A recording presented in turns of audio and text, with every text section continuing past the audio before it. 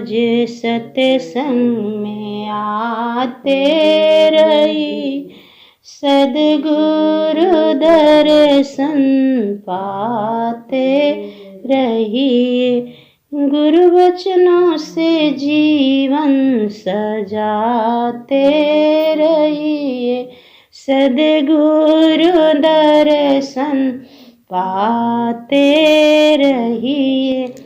प्रेम से बोलो सद्गुरुदेव की जय, गुरु कबीर साहिब की जय, शुद्ध भक्तों की जय, गुरु गोविंद की जय, साहिब। ठंडी बीत गई फिर भी लोग सिकुड़े सिकुड़े हैं, सभी लोग सिकुड़ कर चल रहे हैं। ठंडी तो चली गई फिर भी ऐसे जैसे लग रहा सभी सिकुड़े हुए हैं, डरे डरे हुए हैं।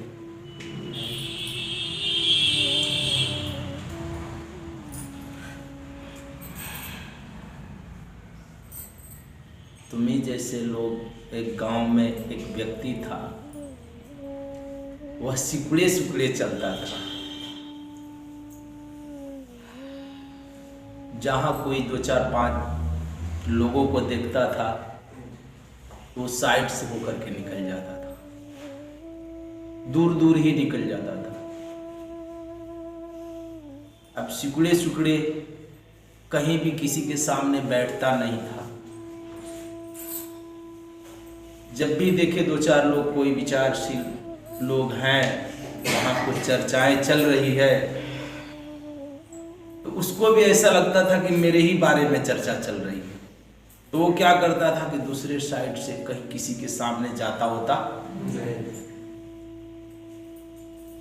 कारण ये था कि अगर कुछ भी जाकर अगर वो बोल देता था, वहां पर उनके बीच में कुछ सच भी बात कह देता था, तो लोग उसकी बातों को मजाक बना लेते थे। अब इसके मारे वो व्यक्ति किसी के सामने जाता, किसी के भी सामने नहीं जाता था और सिकुड़े सिकुड़े जीवन जीता था। जैसे तुम लोग ठंडी के कारण सिकुड़े सिकुड़े चल रहे हो, उसके डर से, ठंडी के डर से सभी सिकुड़े हैं। तो वो डरे डरे चल रहा था। संजोग बस उस गांव में एक संत पधारे।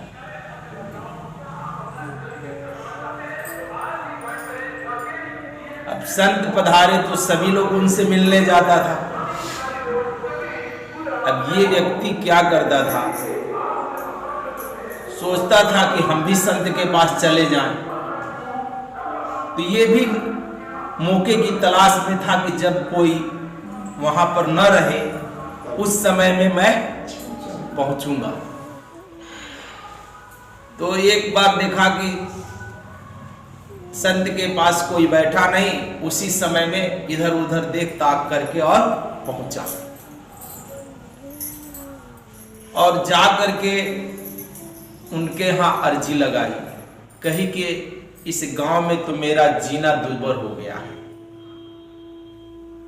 जहां कहीं भी जाता हूं, अगर मैं क्योंकि वो सच्चा आदमी था, सच्चे आदमी की बात अक्सर काट दी जाती है। तो कहता था कि मैं जहां भी जाता हूं, जिसके पास जाता हूं, तो लोग मेरी बातों का मजाक बना देते हैं, मेरा बात ही काट देते हैं, चलने ही नहीं देते मुझे। अब संत तो संत होते हैं, उनके पास बहुत सारी जुक्ति होती है। संत ने एक जुक्ति बताई, उस व्यक्ति को क्या किया, एक जुक्ति बताई। कहा कि देखो, तुम्हें किसी के बीच में बोलना नहीं, तुम अगर लोग बात करते हो तो तुम कभी बोलना, तुम सिर्फ जाना, और अगर भी कोई कुछ भी कहे तो सीधा तुम बोल, उसकी बातों को काटना। क्या करना, उसकी बातों को काटना। अगर कोई कुछ कहे कि ये बहुत सुंदर, तो तुम बोलना कि क्या है इसमें सुंदर। लोग कहे कि ये अच्छा, तो तुम कहना कि क्या इसमें अच्छा है। लोग कुछ भी कहेगा, उसमें तू पूछना कि क्या इसमें रखा है, क्या है ये।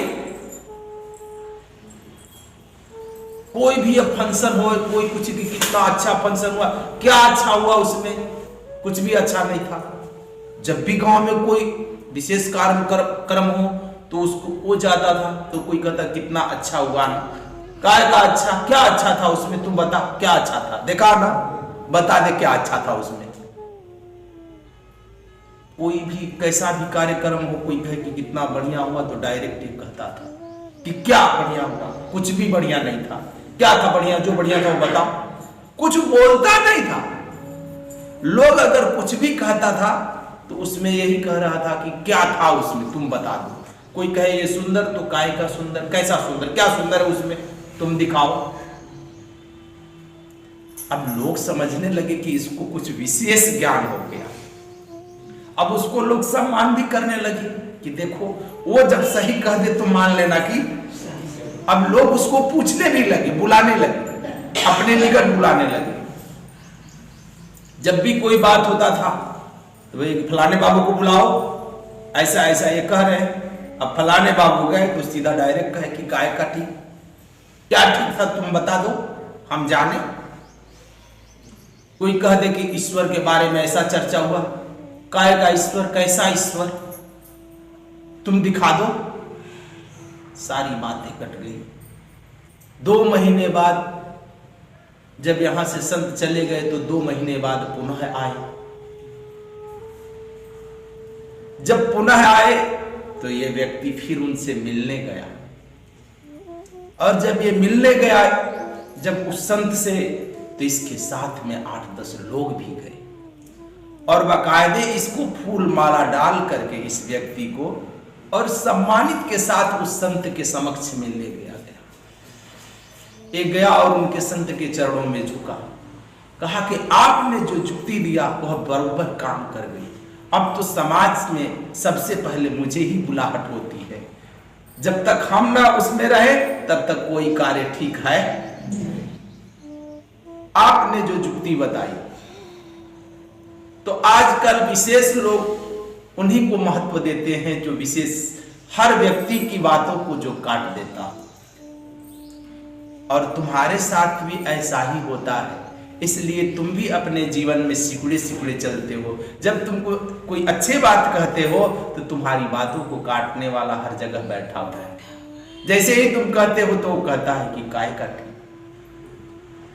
तो तुम्हारे भी जीवन में ऐसी ही घटना घटती है, इसलिए तुम्हारे विवेक का विकास नहीं होता, तुम भी सिकुड़े सिकुड़े जीवन यापन करते हो। भक्ति का कोई विशेष महत्व नहीं होता, भक्ति तो वही होता है। साहब कहते हैं कि अगर कोई भक्त है तो वो दासानुदास में जीवन व्यतीत करता है। और साहब कहते हैं, सदगुरु कबीर साहब यानी तुम्हारे संध्या पाठ में पूर्ण रूप से समझाए हुए कि दास तन की अधिक महिमा सेवा कुंड नहाई। इस जीवन में सच्चे मन से जो व्यक्ति सच्चे हृदय से सेवा करता है, उससे बड़ी और कोई भक्ति नहीं। ये पूछने योग्य नहीं है कि भक्ति क्या है। तो जो सच्चे हृदय से, जो निर्मल हृदय से जो सेवा में लग जाए, उससे बड़ी भक्ति और क्या हो सकती है। लेकिन हम सेवा में कतराते हैं। क्या करते हैं? कतराते फिरते हैं, सेवा में कभी हाजिर नहीं रहते। जबकि साहब कहते हैं कि सेवक सेवा में रहे, सेवक कहिए सोए। जो सेवक है वो सदा सेवा में हाजिर रहता है, सेवा से भागता नहीं, सेवा का अवसर पूछता फिरता है कि कोई कार्य मिले तेरे दरबार में तो मैं उसमें लीन हो जाऊं, मुझे ऐसा कोई अवसर मिले कि तेरे दरबार का मैं नौकरी करूं। इसलिए साहब भी कहते हैं, धनधनदास साहब कहते हैं कि दास तन की अधिक महिमा सेवा कुंड नहाइए, प्रेम भक्ति पति व्रत दृढ़ करी। बहुरी न भवजल आई। कहते हैं कि जो इस सेवा में रहता है वही सच्चा भक्त और वही अनन्य भक्त कहलाता है। वो फिर इस भवसागर में कभी आता नहीं। उसे ध्यान करना, तप करना, जप करने के बारे में नहीं कहा गया। वो तो सिर्फ सेवा में अगर लगा रहे तो भी कहते हैं कि सेवा में ही लगे रहना, सच्चे हृदय से, तन से, मन से, धन से। जो व्यक्ति सद्गुरु की सेवा में रहता है, इससे बड़ा और कोई भक्ति नहीं होती। तुम क्या करोगे?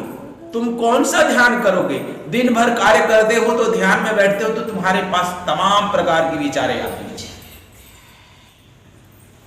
अब करते हो तो तुम देख लेना, तमाम विचारे जो पूरे दिन करते हो काम, वही तो आंख बंद कर कर ध्यान करते हो तो वही तुम्हारे खोपड़ी में फिर से चलने लगते हैं, क्योंकि रात दिन तुम उसी में हो। 24 घंटा जब व्यक्ति संसार के कर्मों में रहता है तो अगर 10 मिनट, आधा घंटा ध्यान करे तो उसके दिमाग में क्या चलते हैं? क्योंकि जहां पर मेरी रुचि रहती है, जिस चीज में हम डूबे रहते हैं, उसी बिंदु पर हमारा सदा सोच चलते रहता है। तो फिर तुम आंख बंद करोगे तो तुम्हें क्या दिखाई पड़ेगी?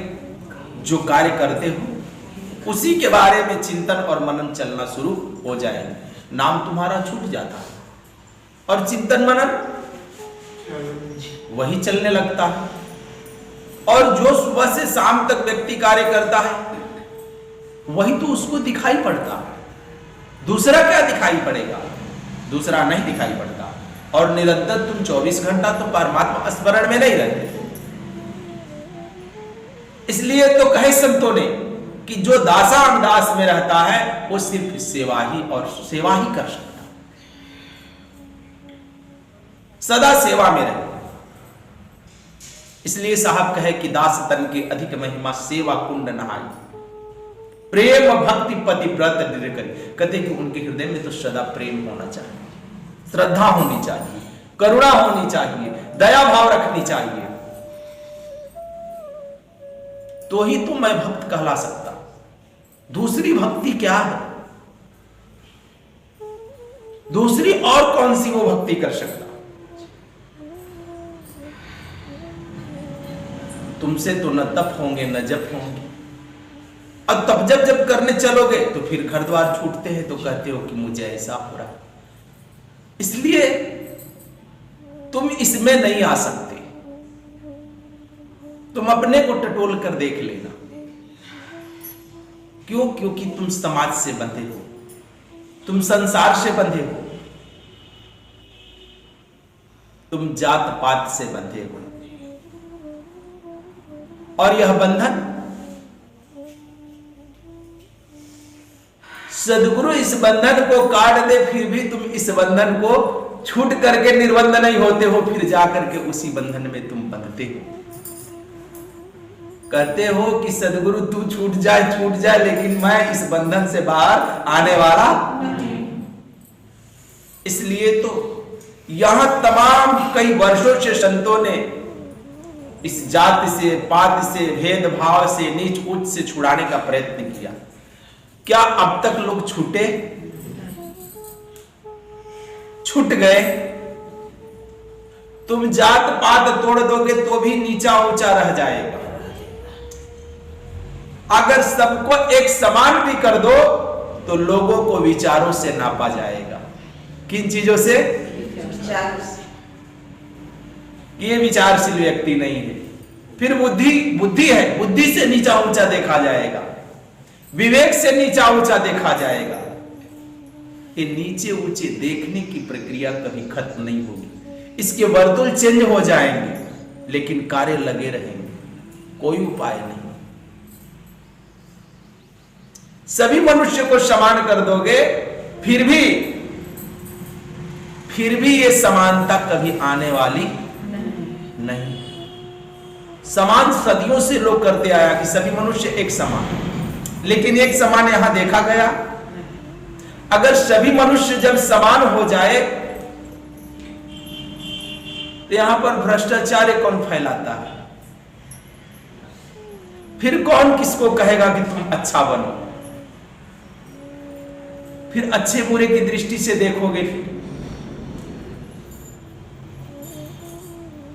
तो मनुष्य बहुत सारा उपाय करता है कि सभी लोग एक समान हो जाए, लेकिन कभी होते नहीं। मनुष्य को मानवीय गुणों में एक समान, यानी मनुष्यता में एक समान हो जाए, यही बहुत बड़ी बात है। जाति बाति का मतभेद मिटा दे, यही बहुत बड़ी बात है, और सभी एक समान से रहे। तो कहते इतना भी हुआ तो बहुत हो गया। लेकिन यहां तो कई ढंगों से नीचा ऊंचा देखने का पैमाना है लोगों के पास। इसलिए तो हर व्यक्ति के विचार भिन्न भिन्न है, और जिस व्यक्ति का जैसा विचार होता है उसी ढंग से इस संसार को वो देखता है। इस संसार को देखने का भी दृष्टि हर मनुष्य को भिन्न भिन्न प्रकार से है, क्योंकि जैसी उसके अंदर गुण है, जैसी उसके अंदर कला है, जैसी उसकी समझ है, उसी अनुसार वो इस जगत को देखता भी है। अगर एक व्यक्ति को एक बागीचे से गुजारा जाए और वो व्यक्ति पेंट करने वाला हो, पेंटर हो, उस बागीचे में जाएगा तो वो क्या देखेगा? उसको वहां पर हर एक कलर में भी कई प्रकार की कलर दिखाई पड़ेंगे। ग्रीन कलर में देखेगा कि चारों तरफ हरा हरा ही है, लेकिन पेंट करने वाला व्यक्ति देखेगा कि ये डार्क ग्रीन है, ये कम ग्रीन है, उसमें से कई प्रकार के उसको अलग अलग रंग दिखाई पड़ने लगेंगे। एक लकड़ी काटने वाले व्यक्ति को अगर गुजार दोगे उस रास्ते से, तो उसको उस बागीचे में लकड़ी ही लकड़ी दिखाई पड़ेगी कि कौन सी लकड़ी किस काम आएगा और कौन सी लकड़ी कितनी महंगी बिकेगी। एक लकड़हदे को गुजारोगे तो वही देखेगा कि कौन लकड़ी किस काम आएगी, क्योंकि उसकी सोच विचार वैसी है।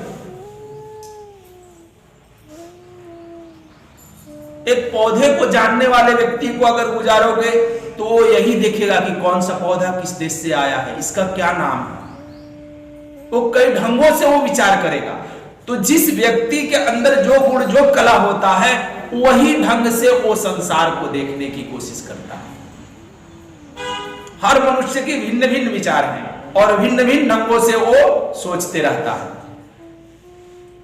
इसलिए परमात्मा के समक्ष में हमारी सोच कैसी है पहले हम समझें। इसलिए व्यक्ति कहता है कि व्यक्ति को स्वयं के ही हृदय को अच्छा बनाना, औरों को नहीं, कि उस परमात्मा को मैं किस दृष्टि से देखने का प्रयत्न करता हूं, हमारे अंदर क्या है, हमारे अंदर कैसा प्रेम है, कैसी भाव है, कैसी श्रद्धा है, उसे जानने के लिए। तभी व्यक्ति उस परमात्मा के निकट पहुंच पाता है। लेकिन निरंतर ही हमारा ख्याल इस जगत में है, इस जगत की वस्तुओं में है, तो हम परमात्मा की तरफ अग्रसर कभी नहीं होते, क्योंकि हमें बार बार इस संसार अपनी तरफ आकर्षित करता है, खींचता है अपनी तरफ, परमात्मा की तरफ हमें बढ़ने नहीं देता। क्यों? क्योंकि इस संसार में काल ने बहुत सारे कार्य को यहां पर फैला के रखा है, और इस शरीर के सुख साधन की बहुत सारी सुविधाएं दिन प्रतिदिन फैलते जा रही है, और मनुष्य इस शरीर की सुविधा कई ढंगों से और सुख भी कई ढंगों से लेने का प्रयत्न करता है।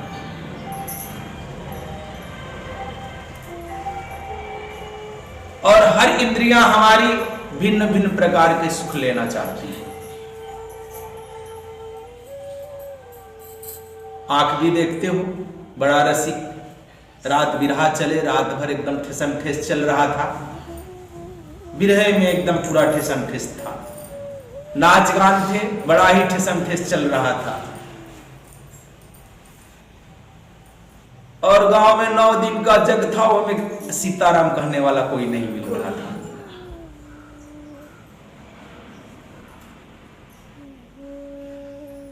गांव में भी बड़े विचारशील लोग हैं, कम से कम जिसमें हो, जिस धर्म में हो, उस धर्म में भी तो सच्चे हृदय लेकर के तुम शामिल हो। वहां भी कपटता चलते रहती है तुम्हारी।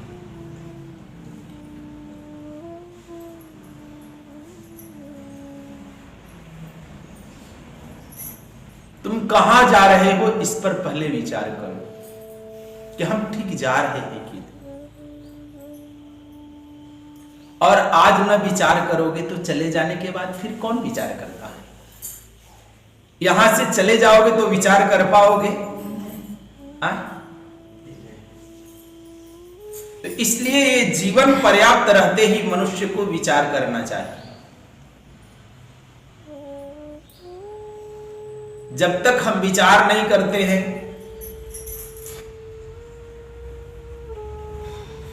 और बिन विचारे व्यक्ति जब चलता है तो जीवन में पश्चाताप के सिवा और कुछ नहीं रहता।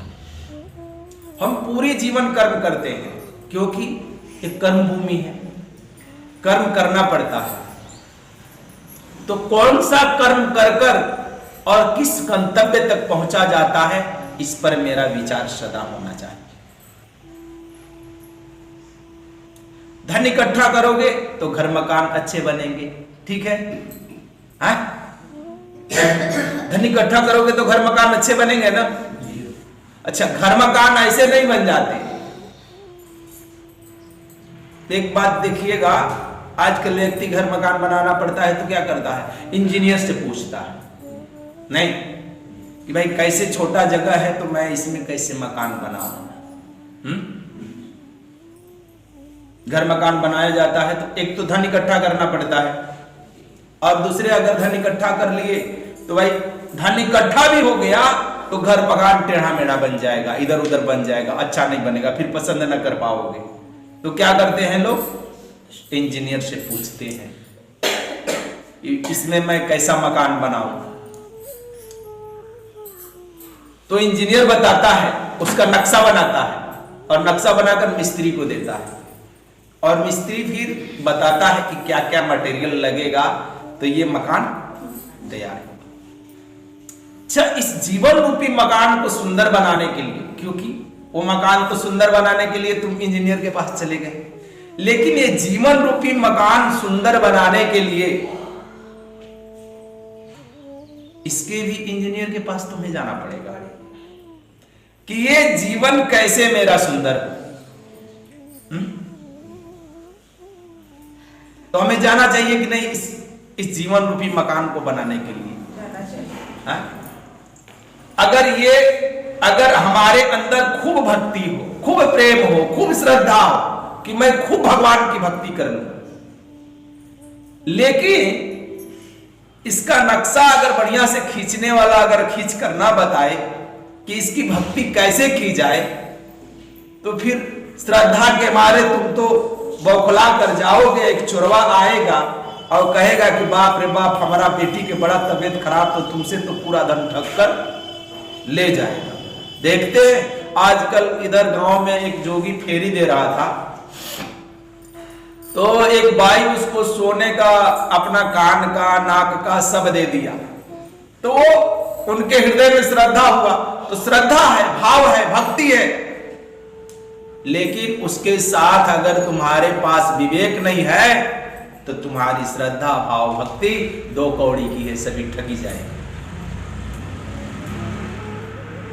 इसलिए तो व्यक्ति को इस जीवन रूपी घर को कायम करने के लिए मुझे इस जीवन को सुंदर बनाने वाला किसी इंजीनियर के पास हमें जाना पड़ेगा, किसी गुरु के पास जाना पड़ेगा, किसी संत के पास जाना पड़ेगा, तभी ये भी सुंदर बन सकता है। क्योंकि बिना उसके निकट गए कभी ये सुंदर बनने वाला नहीं है। तुम्हारी कितनी भी श्रद्धा हो, कितना भी भाव हो, कितना भी प्रेम हो, अगर उसमें समझ नहीं, उसमें विवेक नहीं, तो तुम्हारी ये श्रद्धा और भाव भक्ति दो कौड़ी की है। इसलिए जिसके जीवन में श्रद्धा रूपी भक्ति नहीं है, विवेक रूपी भक्ति नहीं है, जिसके पास विवेक रूपी श्रद्धा नहीं है, जिसके पास विवेक रूपी प्रेम नहीं है,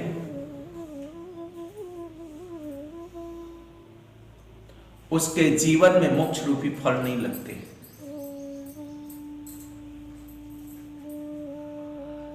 उसके जीवन में कभी मोक्ष रूपी फल नहीं लगते। श्रद्धा है, प्रेम है, भाव है, भक्ति है, लेकिन अगर विवेकहीन है तो जीवन को लंबी बनाएंगे, लेकिन उसमें कभी फल नहीं लगेगा। पैसा है, बहुत पैसा तुमने कमा लिया है तो बहुत सारे जगह जमीन घर बड़े बड़े बना लोगे, लेकिन उसमें सुविधाएं नहीं मालूम पड़ेगी कि कहां इसकी सुविधा कैसे दिया जाए।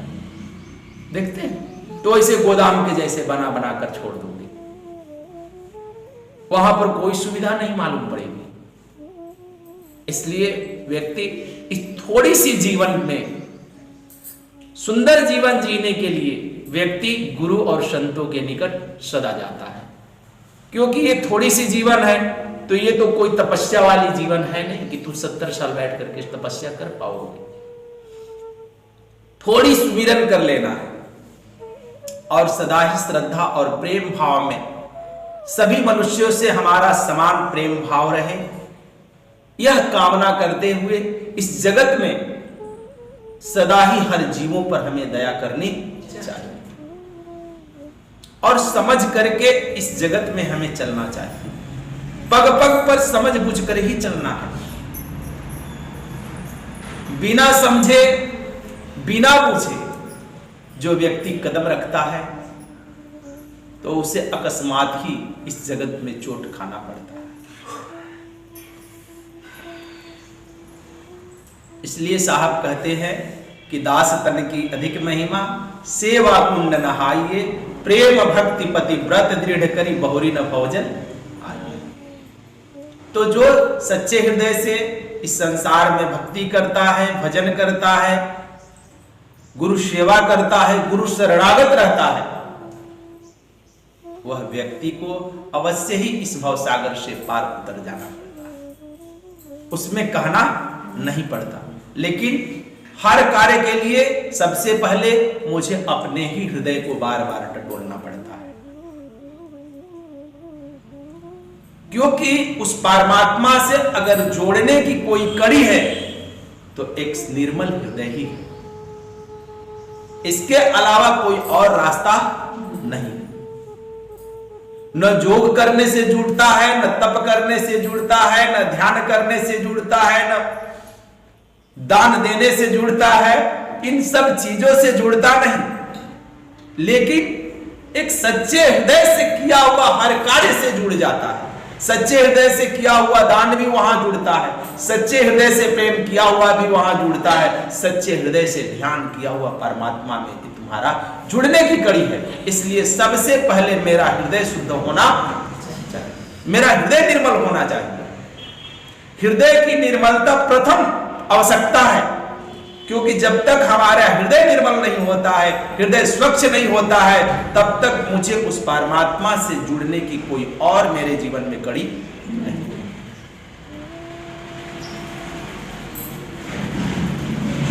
इसलिए भक्ति जो होती है एक कपटता का विषय नहीं है, एक चालाकी का विषय नहीं है कि तुम चालाकी खेल दो। और हम तो क्या करते हैं, हम हर विषय में चालाकी, क्यों? क्योंकि सुबह से लेकर शाम तक धन इकट्ठा ऐसे नहीं होते हैं, चालाकी खेलने वाले धन इकट्ठा करते हैं। देखते हैं, कहते हैं कि चालाक व्यक्ति है, गुदरा बाजार में जाएगा तो कमा कर लौट आएगा, है ना। लोग चालाक की विशेषता देते हैं, हम क्या कहते हैं कि चालाक मतलब होता है 420। हम पहले ही बताए, जो चालाक है तो क्या करेगा, चालाक क्या करेगा, बुद्धि लगाएगा। और बुद्धि क्या है, बुद्धि तो बिल्ली है, बुद्धि बिल्ली है। वो चुपचाप गुमसुम बैठी रहती है और देखती है कि यूं ही चुहा निकला कि झपट्टा मारती है। चालाक आदमी अवसरवादी होता है, मौका देख करके काम करता है। चालाक व्यक्ति अवसरवादी होता है, समय समय पर उसके कार्यक्रम बदल जाते हैं, एक क्षण में बदल जाते हैं। तो ये चालाक लोगों का भक्ति नहीं है, इस श्रद्धालुओं की भक्ति है, जिनके पास श्रद्धा। चालाक व्यक्ति मिशन चलाता है, चालाक व्यक्ति झंडा ढोता है, झंडा लेकर आगे आगे दौड़ता है। ये चालाक व्यक्ति का काम है। चालाक व्यक्ति अपना धर्म खड़ा करता है, ये सब चालाक आदमी का काम है। एकता बनाना, झुंड इकट्ठा करना, ये सब चालाक आदमी का काम है। समय समय पर वो झुंड इकट्ठा कर लेता है। भक्ति चालाकी की विषय नहीं। भक्ति में तो श्रद्धा और प्रेम चाहिए, करुणा चाहिए, दया चाहिए। ये किसी का संगत नहीं खोजता, वो स्वयं की संगत खोजता है। औरों की संगत से उसे कोई वास्ता नहीं होता कि और जुटे तो फिर मैं भी भक्ति करूंगा।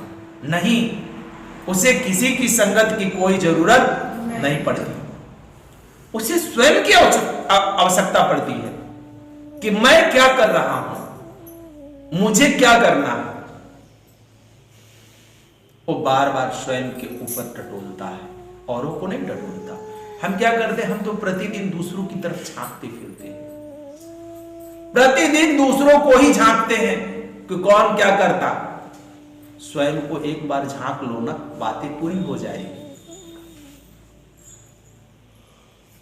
औरों की झांकने की कभी जरूरत नहीं पड़ेगी, जिस व्यक्ति ने स्वयं को झांक लिया।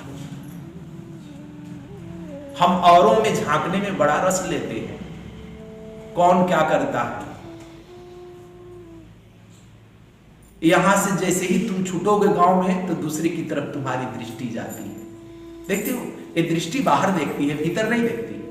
पलटकर तुम अपने को देखने की कभी प्रयत्न करो तो तुम नहीं देख पाओगे। क्यों? क्योंकि तुझे बड़ा उल्टा दिखाई पड़ेगा। कहेगा कि खुद को कैसे देखो, सभी लोग अपने को देखो तो तुम दिखाई पड़ते हो। इसलिए तुमने कभी अपने को देखा ही नहीं। औरों में लगे हुए काला पीला, अर्थात औरों में लगे हुए दोष हम बार बार निहार लेते हैं, खुद में लगे हुए दोष कभी निहारा। क्यों? क्योंकि मेरी दृष्टि भी बाहर ही बाहर देखती है, भीतर कभी देखी नहीं, और स्वयं की चेहरा भी नहीं देख पाती। अपना चेहरा अपनी आंखों से देखो, नहीं दिखेंगे। इसके लिए तुम्हें आईने का सहारा लेना पड़ता है। किसका? आईने का सहारा लेकर के तुम अपने शक्ल को निहारते हो। तुम्हारे इस शक्ल को, जीवन रूपी शक्ल को झांकने के लिए, कर्म रूपी शक्ल को झांकने के लिए संत और गुरुजन आईना है। वहां पर तुम्हें पता चलता कि मेरा कर्म कैसा है। मैं जो चलता हूं वो मेरे जीवन का जो चलने का ढंग है कितना प्रतिशत ठीक है। मैं परमात्मा के निकट जा पा रहा कि नहीं जा पा रहा। नहीं जाने का कारण भी तुम ही, कोई और नहीं। ऐसा कोई नहीं है इस जगत में जो तुम्हें परमात्मा से मिला दे। वो तुम ही हो कि जो तुम उससे मिल सकते हो। वो तुम ही हो कि तुम उससे जाकर मिल सकते हो, दूसरा कोई नहीं। आईना तुम्हारे शकल के काले पीले लगे धब्बे को धोता नहीं है, सिर्फ वो बताता है कि तुम्हें कहां कहां धब्बा लगा है। तुम्हें खुद ही साबुन सरफ लगा करके अपने चेहरे को धोना पड़ता है कि कहां कहां काला पीला लगा है। वैसे ही संत गुरुजन के पास जाते हैं तो समस्त कर्मों को मुझे दर्शाते हैं और मुझे ही इन कर्मों को सुधारना पड़ता है, कोई और सुधारने आने वाला नहीं। और परमात्मा कहीं भूला हुआ नहीं है, कहीं भाग नहीं गया, सभी को मिला हुआ है। ये मत जानना कि तुम हमारे पास आ गए तो मैं भगवान उठाकर तुम्हारे झोली में डाल दिया कि ये ले लो और घर चले जाओ, जब जब कुछ घटे तब तब इनसे मांग लेना, जो इच्छा करे वो मांगते रहना। ऐसा नहीं है, वो स्वयं तुम्हें मिला हुआ है और निरंतर ही तुम्हें निहार रहा है। ये मत जानना कि तुम्हें नहीं निहारता, वो निरंतर ही 24 घंटा तुम्हें निहारता। और इसकी पता तब चलती है जिस दिन तुम भीतर निहारते हो, उस दिन उसकी आंखें तुम्हें दिखाई पड़ जाती है कि वो भी मुझे ही निहार रहा, मैं उसको क्या निहारूं, वो कब के मुझे निहार रहा है। ये बातें तब पता चलती है जब तुम भीतर झांकते हो, उस दिन तुम्हें यह पता चलता है कि वो निरंतर ही मुझे ही निहार रहा था, किसी और को नहीं निहार रहा था। लेकिन हम ही बाहर बाहर देखते थे। यही कारण था कि अब तक वो मुझसे दूर मालूम होता था। दूर मालूम होने का कारण ही यही है, दूर मालूम होने का कारण और दूसरा नहीं। तुम तो और जगत को निहार रहे हो, वो तुम्हें निहार रहा था। तुम संसार निहारते हो, तुम्हें वो निहार रहा। तुमने कभी उसको नहीं निहारा, तुम तो औरों को निहारने में पड़े हो।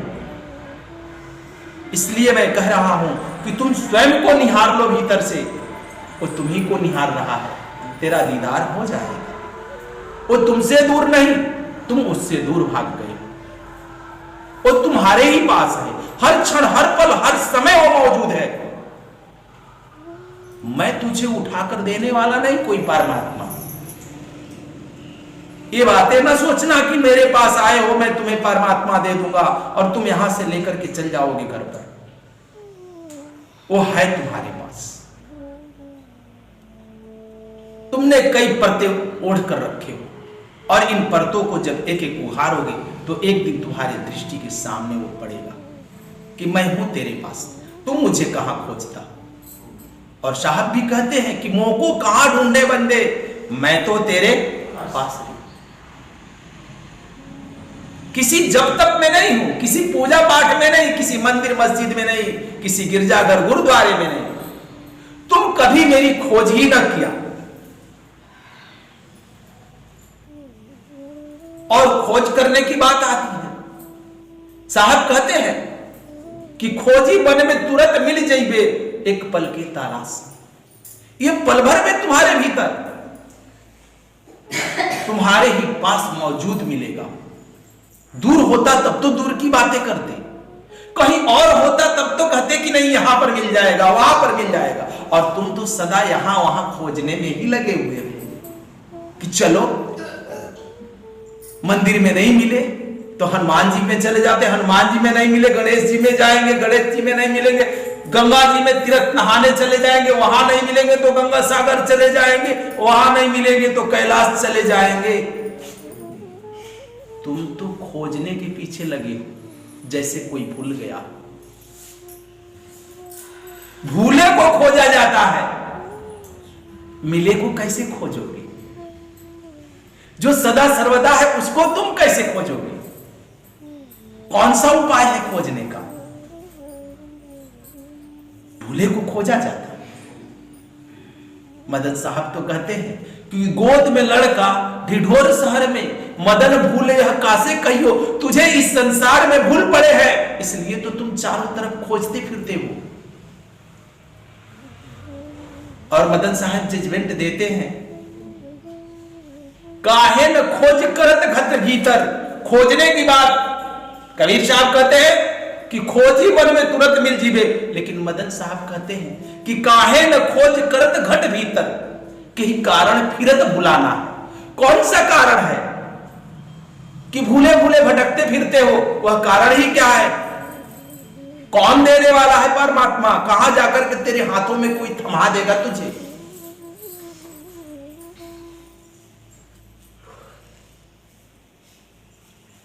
तो कह रहे हैं कि काहे न खोज करे घट भीतर, के ही कारण फिरत भुलाना।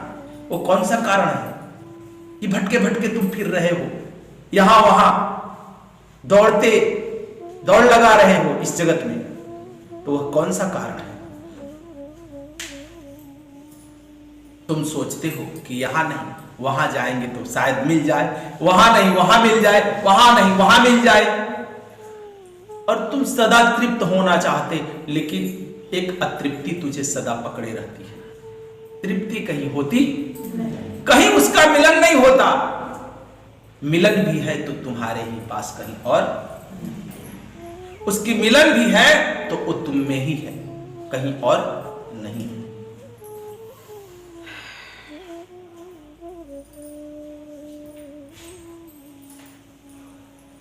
और जो भीतर खोज करता है, तो साहब कहते हैं कि घट बीच खलक। जब भीतर में तुम खोज करते हो तो कहते हैं कि इस घट में ये सारा संसार भी पड़ा है। खलक मतलब संसार ही होता, तो कहते हैं घट बीच खलक, खलक बीच बहना। इस संसार में कई प्रकार की वाणियां उत्पन्न है, तो कहते हैं कि घट बीच खलक, खलक बीच बहना, बहने में ही सहना है। उसी में एक इशारा भी है उसकी तरफ, जो उससे तेरी तार को जोड़ता है। वह इशारा ही उसकी तरफ, एक इस तार को, हृदय, तुम्हारे हृदय रूपी तादत में तार को उस परमात्मा से जोड़ता है। तो कहते हैं कि घट बीच खलक, खलक बीच बहना, बहने में ही सहना है। जिन जिन जाना इस सैन, इस इशारे को जिसने समझ लिया, जिसने बुझा, जिसने समझा, जिसने झांका, जिसने निहारा उसकी तरफ, कहते हैं कि घट बीच खलक, खलक बीच बहना, बहने में ही सहना है। जिन जिन जाना शब्द पछाना, मिलत वस्तु निर्वाणा है। वह परमात्मा उसे दीदार हो जाता है। लेकिन कभी हमने अपने ऊपर, अपनी तरफ कभी निहारने की चेष्टा नहीं किया। इसलिए सदा ही मुझे अपने हृदय को निर्मल और शुद्ध बनाना चाहिए। हमें अपने हृदय में कभी कपटता रखनी नहीं चाहिए।